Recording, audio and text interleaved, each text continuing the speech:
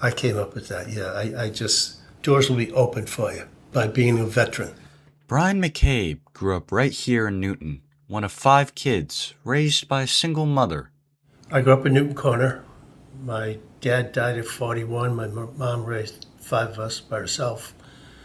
3 of us weren't even in school yet. There wasn't a clear plan, no set direction, just work and figuring things out as they came. I wanted to be a plumber, and I couldn't get a job. And so he made a decision. I just decided at one point I was going to go, and I didn't tell anybody. And then I quit my job because I was going away in 2 weeks. One of my friends, very, very bright guy, he didn't go to college either. He said to me, "Brian, what's up with you?" His name was Andy Coletti. I said, "What do you mean?" He says, "You're not working. I was going to the Y every day, working out."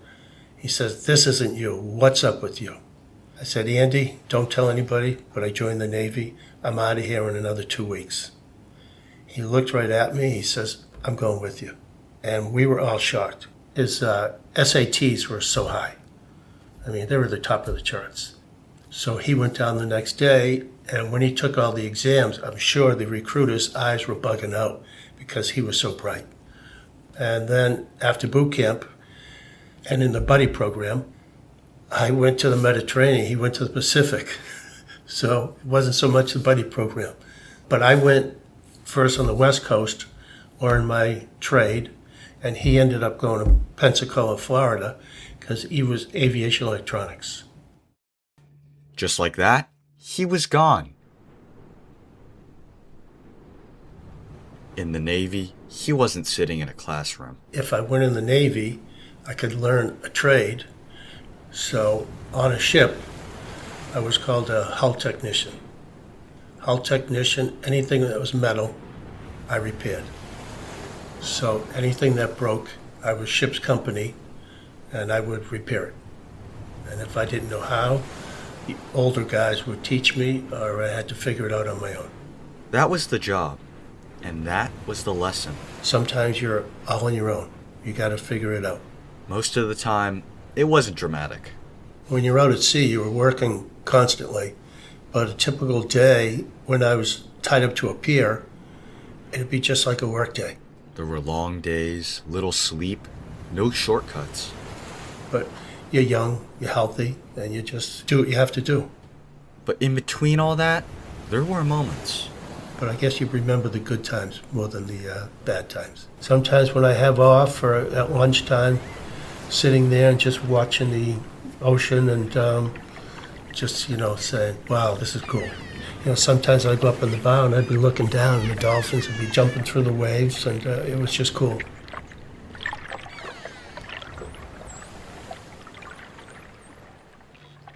And when they weren't at sea, I'd get a lot of times early liberty, and I would always love to explore wherever I was at. I'd go up to Rome.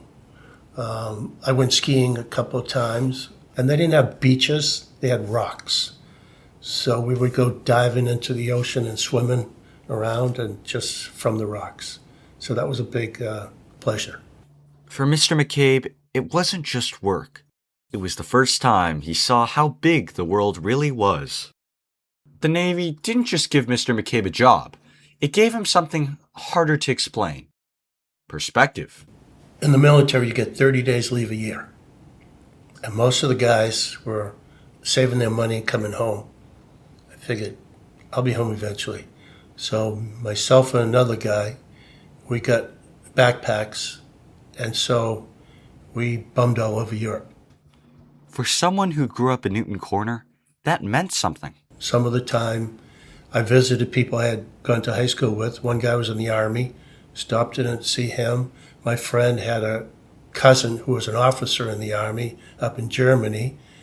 We saw him. Sometimes we just went into the woods, pitched a tent, and slept. No plan, no itinerary, just movement. Sometimes we would just thumb, and people would pick us up. Different places we were at, American tourists would see us. They knew we were military. And they would come over and start chit-chatting, and sometimes they'd buy us a beer or a meal. Different countries, different people. As I said, not in the States. So we pulled into Rota, Spain, which it's in the Mediterranean, and we have a large American base there.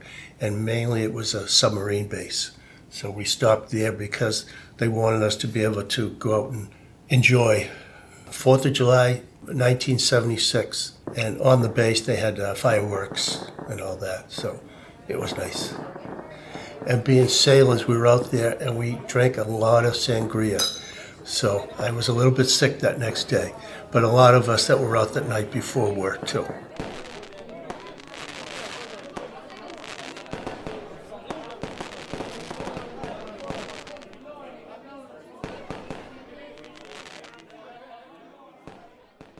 There also came different ways of living. And I had a book I had purchased at a NATO base. And I used to go up there sometimes at night because there was a nice gym. You know, I'm a gym guy. I purchased this book, Europe on $10 a day. We would read it. We were going, from one instance, Innsbruck, Austria, or Switzerland, one of the places. I said to my buddy, I was traveling with, Steve Shirtliff, I said, look at this. Somebody writes, as they came out into the train station, an older woman came up and said, are you looking for a room? And it was $10 to rent a room for the night. Sure enough, we get off. This older woman comes up. It was just like I'd read in the book. A beautiful room, and we got $10 for the room. And we met a couple of young ladies that night out having a few beers and wine, and they were staying in the same area. So Europe on $10 a day. Yeah. And for the first time, the world wasn't something you could just read about. It was also something you had to walk through. It was a lot of fun. And when you see that early, it changes how you think about everything that comes after. Gave me a lot more confidence. Because here, when you're younger, you have your family with you. They help you figure out things in life. But in the military, sometimes you're all on your own. Coming back from the military, I knew what I wanted, more so than before. When he came home, I always wanted to get on the fire department. I always wanted to be a plumber. I ended up retiring from the fire as a lieutenant, and I became a master plumber.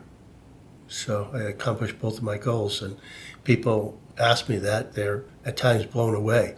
They said, you knew that? I said, yeah, I did, way back then. Yeah, I checked off all those boxes, I guess. And when people ask him why, as I said, it opens up doors for people like myself that wouldn't ordinarily be open. but not just for him. So, yeah, the military is great for a lot of people. It certainly helped my son.